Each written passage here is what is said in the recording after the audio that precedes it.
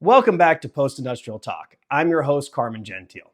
I have just one thing on my mind that I want to talk about, and it's these protests all over the country by pro-Palestinian demonstrators.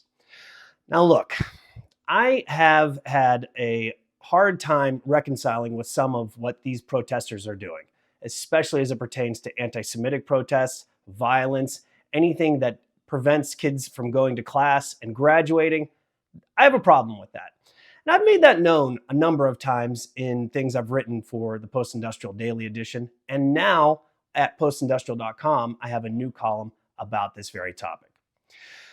I think, for the most part, that the protesters, be they students or people from the community, have the Palestinian people's best intentions in mind. I really do. It's an atrocious thing that's happening over there. It's astounding how it's been allowed to happen this far, this long. And they're right to be upset. I'm upset. You should be upset. However, the way in which some of these protesters are going about it, it seems to me that they're more concerned about themselves rather than the people they're supposedly protesting for, the Palestinians.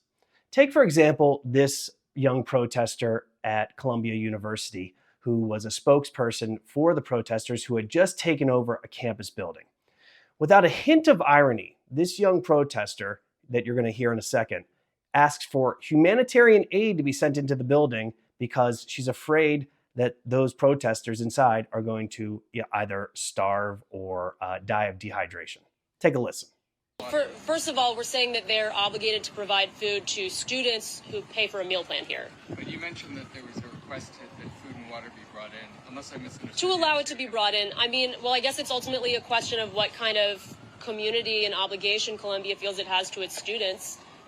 Do you want students to die of dehydration and starvation or get severely ill, even if they disagree with you?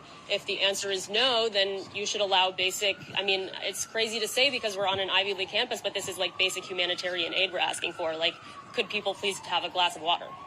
It's people like this person and others who are seemingly co-opting this movement for their own personal fame or gain, or for somehow trying to make them feel like they're promoting a social cause that they're firmly behind.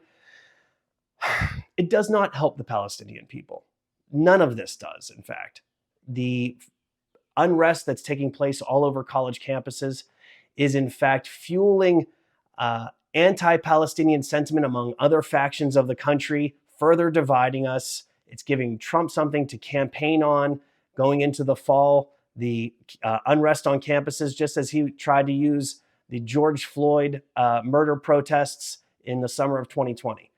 I hope that these protesters who are preventing kids from going to school or engaging in violent acts someday realize that they're not actually helping their cause, but hurting that cause.